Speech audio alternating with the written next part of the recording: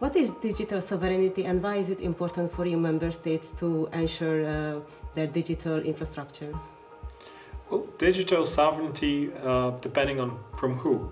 So is it from other countries? Is it from the member states themselves? So what kind of decisions are being made? Are they made on the EU level, on the Commission level, or all countries need to be on board when a specific decision connected with the digital sphere is to be made?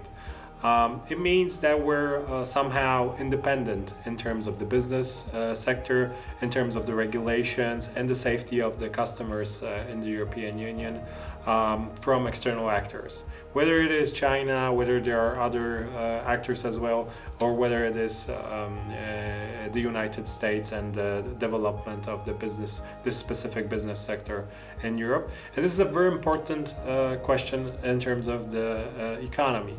If we grasp the power of data and technology, we can increase the GDP of the European Union by 14% by 2030 if we use these technologies. But the big question is, can we and do we actually pursue an agenda that creates these chances of digital sovereignty?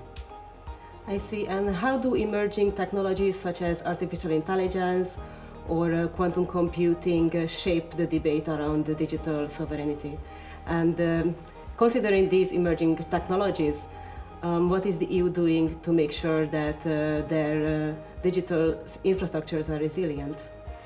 Well, so we're in the phase of outlining a plan called the Digital Decade. So by 2030, the European Commission wants to adapt more technologies, wants to adapt its citizens to using more technologies, and wants the member states also to create this kinds of infrastructure for more technology-wise companies and SMEs operating within the European Union.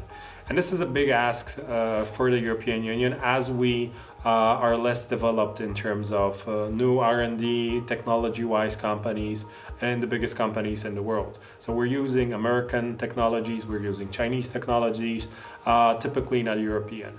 What we're gonna do is monitor the development of the specific policies of all the member states since 2024.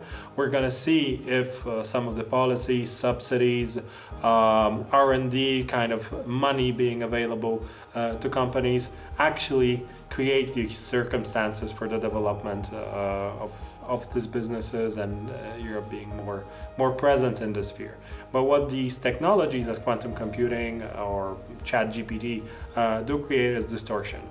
Distortion for the regulator to think, how can we prosper in this field? Because we see that these technologies come from abroad, not from within. And what other main challenges is the EU facing and how is the EU addressing these challenges? And perhaps are there any opportunities that the EU might gain through its digital transformation?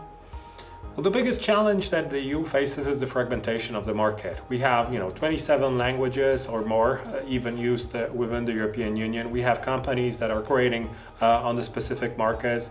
When it's difficult actually to cross-border and sell your services to another member state because of the language difference, the economic difference, and sometimes even the regulations do differ. And because of this fragmentation, lots of the companies turn to pursue the availability of the American market and go abroad, register in the United States and do operate from there, but sell their products and services in the European Union. We need to tackle this issue.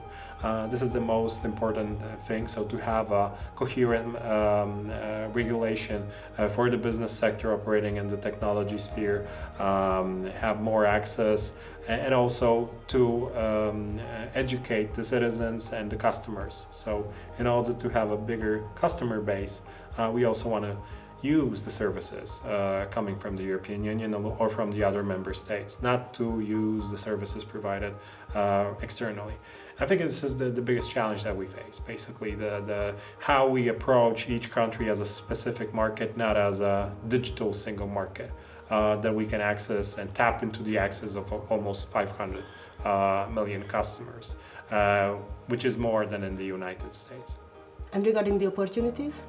Well, the biggest opportunity for the digital market in Europe is the human capital that we have.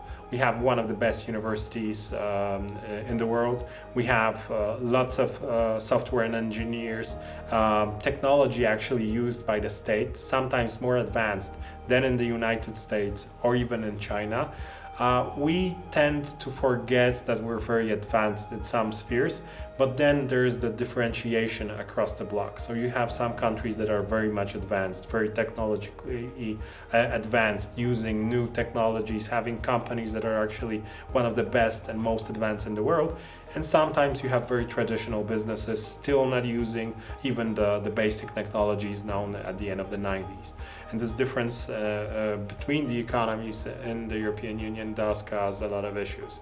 And that causes a loss of potential because they cannot adapt to the new sphere, new productivity possibilities. And that's the possibility that we have ahead of us. So we have this big consumer market, actually more countries most probably becoming members of the European Union, and then using the same regulations that the European Union has, and then most possibly being part of the single market, as most probably Ukraine will become someday, or other countries that are from Western Balkans that are in the negotiation process. We can also tap into that market if we have the political possibility. Thank you so much for the interview. Thank you.